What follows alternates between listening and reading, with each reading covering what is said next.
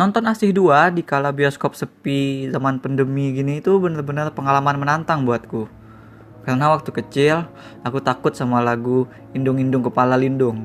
Namun selebihnya film ini sama sekali nggak menakutkan. Aku malah berempati sama tokoh hantunya si Asih. I'm rooting for her. Kok bisa? Karena cerita Asih 2 sebenarnya punya potensi drama horor yang asik untuk digali. Film ini bisa jauh lebih bagus daripada saudara-saudaranya di Danur Universe. Jika saja sutradaranya Rizal Mantovani nggak obses sama lagu yang cuma serem untuk dipakai nakut-nakutin anak kecil.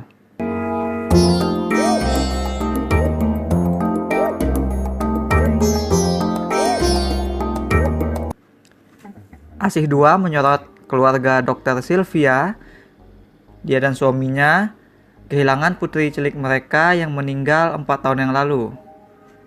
Si Sylvia kemudian merasakan emotional attachment kepada seorang gadis kecil misterius yang muncul jadi pasiennya di rumah sakit. Si anak kecil ini tertabrak mobil di tengah hutan. Tapi nggak ada satupun orang yang jemput si anak, nggak ada keluarganya yang datang nanyain gitu. Tak ada siapapun orang yang tahu siapa orang tua maupun dari mana asal si anak. Maka Sylvia pun membawa anak itu pulang. Diadopsi sama dia. Dikasih nama Anna. Ternyata Anna ini adalah anak pasangan yang diculik oleh Asih dalam film pertama. Nah, jadi tindakan si Sylvia mengambil Anna dari dekapan si Asih jelas-jelas merupakan tindakan yang mengundang malapetaka bagi dirinya dan keluarga. Ini jadi konflik film. Jadi cerita film ini konfliknya di antara dua orang perempuan, di antara dua orang yang merasa ibu yang ingin melindungi anaknya. Antara Sylvia, manusia yang mau nyembuhin Anna, dan Asih yang actually benar-benar merawat Anna sedari bayi. Nah, menariknya keduanya ini walaupun mereka sama-sama rebutan, keduanya itu sama-sama bukan ibu kandung si Anna. Jadi menariknya itu adalah bahwa mereka berdua justru sebenarnya adalah ibu yang melihat Anna itu sebagai kesempatan kedua gitu, kesempatan untuk menebus kesalahan mereka pada anak kandung mereka. Nah, inilah yang menarik. Seperti ada komentar mengenai makna sebenarnya dari menjadi ibu, menjadi orang tua bagi seseorang pada film ini. Penggalian gagasan tersebut bisa membawa film ke level yang dramatis, ke sebuah cerita yang manusiawi sekaligus menginspirasi, empowering gitu, khususnya karena film ini kan tayangnya berdekatan dengan Hari Ibu. Namun Rizal Mantovani nggak melihat cerita ini seperti itu. Film Asih 2 ini tidak fokus ke sana. Atau mungkin tepatnya film Asih 2 ini nggak diarahkan Rizal Mantovani berjalan ke situ, justru berjalan ke aspek yang lain, lewat aspek yang konyol dan dangkal lah. Bahasan soal ibu tadi itu hanya dijadikan sebuah konklusi yang ditampilkan ujuk-ujuk di akhir. Asih 2 meneruskan tren horor Indonesia berupa bikin narasi seram dari lagu anak-anak zaman dulu. Kita udah punya film horor dengan lagu Boneka Abdi, bahkan lagu kereta api yang sebenarnya polos ngajak orang naik kereta api pun udah ada film horornya. Nah, di sini di Asih 2 ini lagu Indung-Indung tadi itu yang dijadikan unofficial soundtrack sekaligus sebagai plot device. Alih-alih fokus ke penggalian drama dan trauma orang tua yang bergulat dengan kematian anaknya, ke drama yang dari sudut pandang perempuan yang ngadopsi anak, film Asih 2 malah menitik beratkan kepada misteri seputar lagu Indung-Indung itu. Makanya jadi konyol sekali gitu. Karena adegan seram di Asih 2 itu sebagian besar cuma berupa seseorang lagi jalan apalagi di mana terus dia mendengar lantunan lirih Indung indung kepala lindung. Nah, kemudian terus mereka ngelihat ada sosok mengerikan somewhere di latar belakang, mau di kaca, mau di balik tembok gitu. Jadi ngerinya itu kebanyakan dari sana. Mendadak semua tokoh dalam cerita ini ketemu sama dan mendengar nyanyinya lagu itu. Film lalu malah mempermasalahkan soal itu lagu apa gitu, apa liriknya. Bahkan bonding yang dilakukan Sylvia dengan Anna itu cuma dari si Sylvia belajar nyanyiin lagu tersebut, karena lagu itu adalah lagu favorit dari Anna. Nah, yang paling konyolnya gitu menurutku adalah adegan fight terakhir antara Sylvia dengan Asih. Nah, di sini mereka cuma rebutan si Anna, mereka main tarik-tarikan gitu sambil teriak, ini anakku" gitu. Kayak apa aja, kayak berebutin apa aja gitu. Dan setelah itu mereka lantas kayak lomba nyanyi indung-indung gitu. Si Asihnya nyanyi terus gantian si Sylvianya yang nyanyi. Itu kan lucu sekali, masa film setan adegannya begitu, si Ananya juga bengong doang. Kasihan aku ngelihat Marsha Timothy, ngelihat Aryo Bayu di film kayak gini tuh. Mereka tuh dua aktor yang pernah ngantongin piala penghargaan acting. Mereka mumpuni, punya rank drama yang luas. Dan cerita film ini sebenarnya terbuka untuk ruang drama tersebut. Karena mereka berdua tuh kan suami istri yang pengen punya anak lagi. Mereka move on dari trauma lah. Itu yang harusnya digali oleh film ini. Tapi film gak ngelihat ke ruang tersebut gitu. Jadi mereka hanya ada di... Jadi ya adegannya sehari-hari mereka ngeliat anak aneh aja gitu.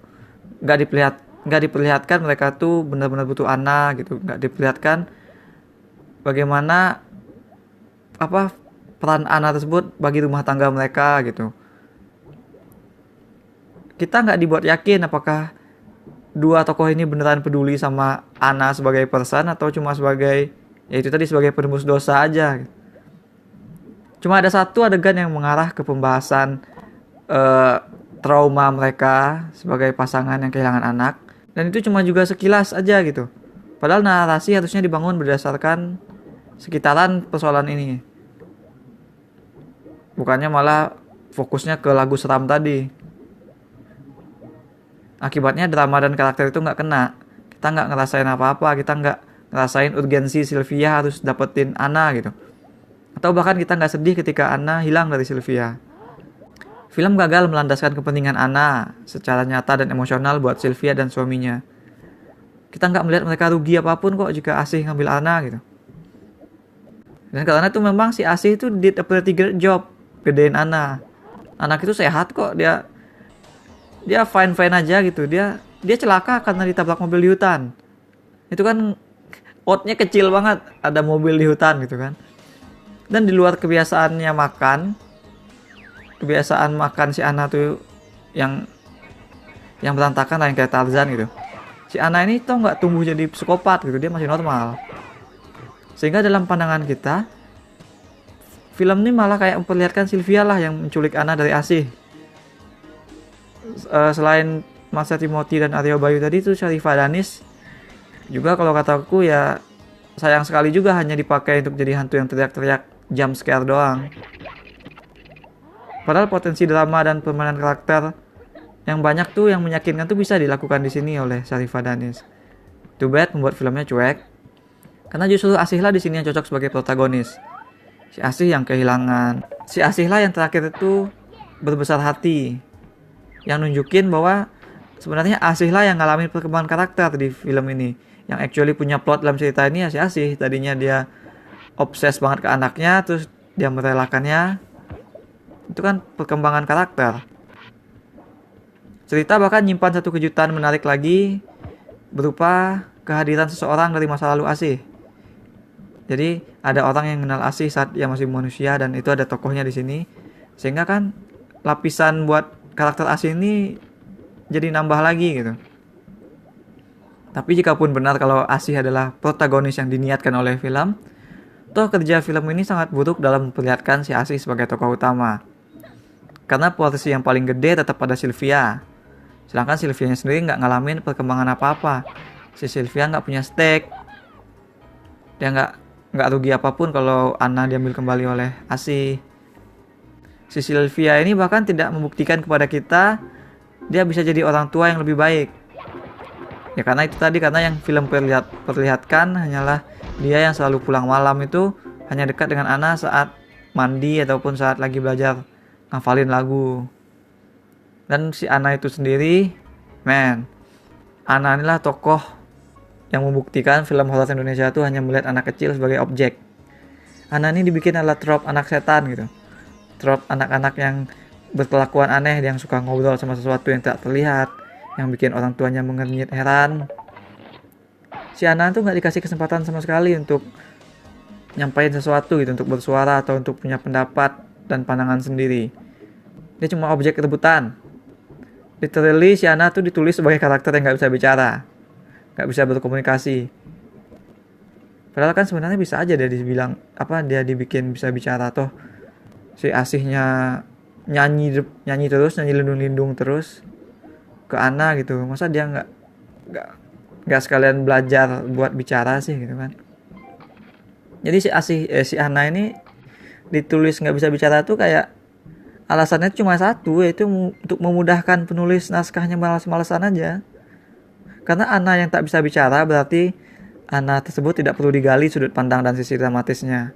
Ana hanya dijadikan jalan keluar ala Deus Ex Machina aja. Di akhir itu tiba-tiba dia sadar dan ngasih pandangan ke ibunya. Mereka terus jadi damai. Itu karakter Ana yang dibikin seperti inilah yang menjadi penanda keras betapa film ini malas dan memang menghindari penggalian karakter. Arahannya dibuat khusus untuk memfasilitasi jump scarean doang, sehingga menyanyiakan potensi karakter yang ada.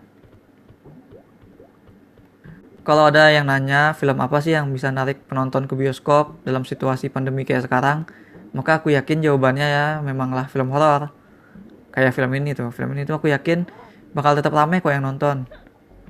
Mau nilainya jelek mau gimana, karena memang filmnya sendiri didesain untuk jadi sebuah hiburan bagi netizen gitu. Karena dia penuh kesukaan netizen buat film horor itu satu, jump scare, terus ada adegan kesurupan, terus ada flashback berupa backstory yang ngasih pengungkapan yang bikin gitu ternyata gitu. Tiga itu semua ada di film AC2 ini, sehingga orang-orang bakal banyak yang suka. Peningkatannya sendiri ada sedikit di visual, berupa di cara film menunjulin penampakan. Karena di sini tuh Asihnya nggak ujuk-ujuk tampil, tapi tiba-tiba dia perlahan muncul dari transparan awalnya, terus perlahan-lahan dia memadat gitu. Nah itu menurutku cukup keren sih, bikin penampakan kayak gitu. Cuma masalahnya tadi tuh dengan durasi yang lebih panjang 30 menit dari film pertamanya, kupikir film itu bakal lebih berisi. Kupikir cerita dan karakter-karakternya akan benar-benar memiliki sesuatu, nggak dangkal kayak film Asih yang pertama. Tapi ternyata sutradara film ini juga tidak tertarik menggarap kelebihan-kelebihannya itu, melainkan hanya tetap berkutat pada menghantu-hantukan hal-hal simpel kayak lagu atau jump scare, sehingga pada akhirnya ya Asih 2 ini sama dangkalnya dengan Asih pertama. Benar-benar sebuah waste potensial banget. Aku berikan 3 aja bintang emas untuk Asih kedua. That's all we have for now. Apakah kalian punya pengalaman seram terhadap lagu anak-anak? Share with us in the comments. Jangan lupa hit like dan subscribe supaya nggak ketinggalan review-review dan playthrough game yang lain. Kunjungi motherseed.com untuk review yang lebih tepat waktu dan lebih detail.